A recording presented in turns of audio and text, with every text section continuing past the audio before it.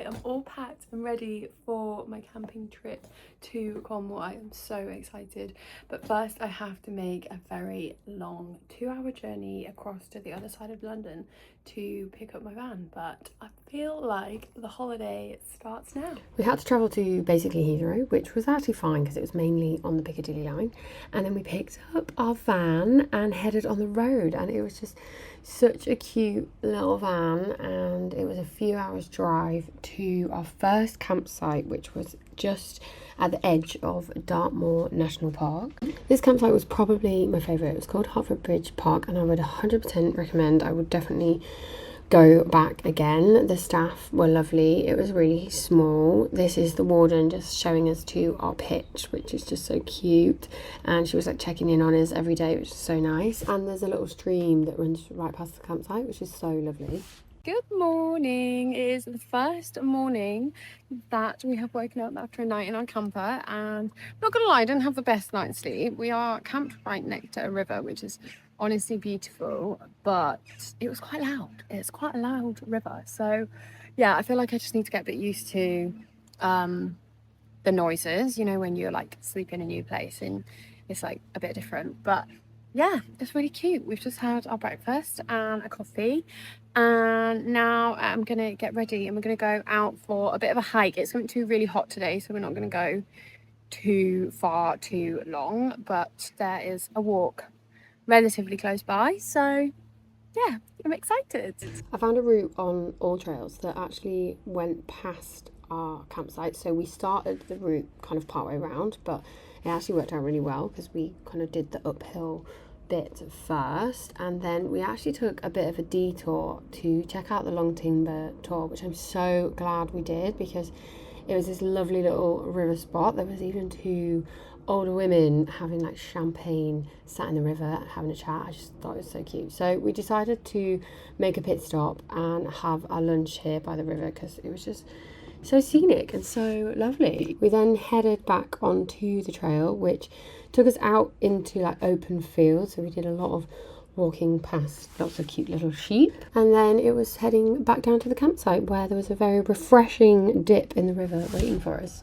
Just got back to the campsite after a lovely little loop walk. It was so nice. We sat by a little stream and had lunch, which was just really lovely. So now we've got a stream just by us, so I think we're going to go for a little dip. I'm not gonna lie, the water was pretty chilly, but honestly it was so refreshing, especially with it being 30 odd degrees, so it was really nice to just hang out and chat in the water. If only I lived somewhere where I could do this every day. It is the second morning of camping, and honestly I absolutely love this place. I would 100% come back to this campsite alone, but we are packing up the camper van this morning and heading into Cornwall, right down to the tip. We're going to a place called Sennan, so let's go. We didn't have to be off the campsite till about midday, so we had a nice long chilled morning at the campsite. I was really enjoying having breakfast and my morning coffee outside, and then it was back on the road for another couple of hours. We headed right down to the furthest tip of Cornwall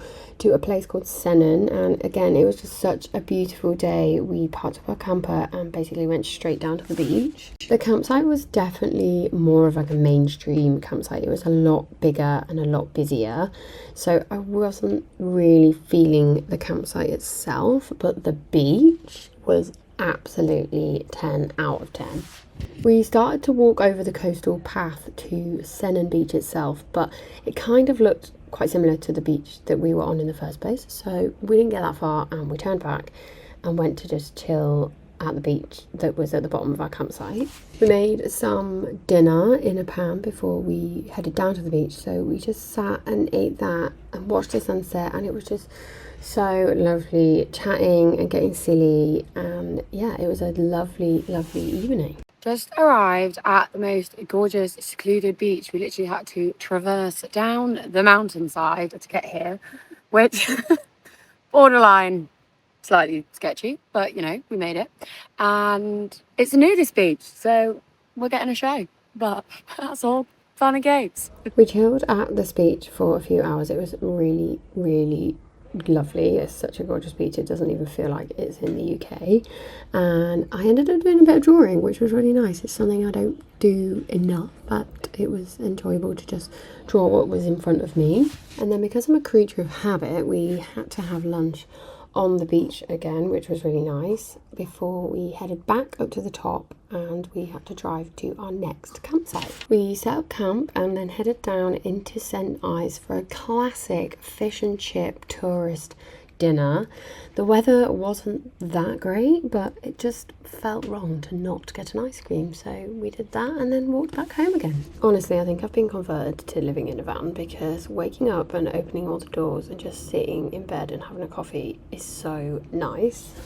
We are just heading out for a little coastal hike this morning to a lovely beach just linked to St. Ives, and then we're going to go and chill there, and then we're going to go into St. Ives this afternoon for a little mooch and a wander. The lady at our campsite advised us to do this walk, and it was actually such a nice walk right along the coast into the beach at St. Ives. Obviously this beach was a lot bigger and a lot busier, just general holiday makers, but it was still really nice to just have lunch on the beach again, as always. And then we actually ended up going for a drink at one of the bars just on the beachfront. And then to end our final day in Cornwall, we went for a little walk around the town, and obviously had to get some souvenirs, so we ended up buying some Cornish fudge to take home with us, and it was a really lovely end to a very fun week campervanning in Cornwall.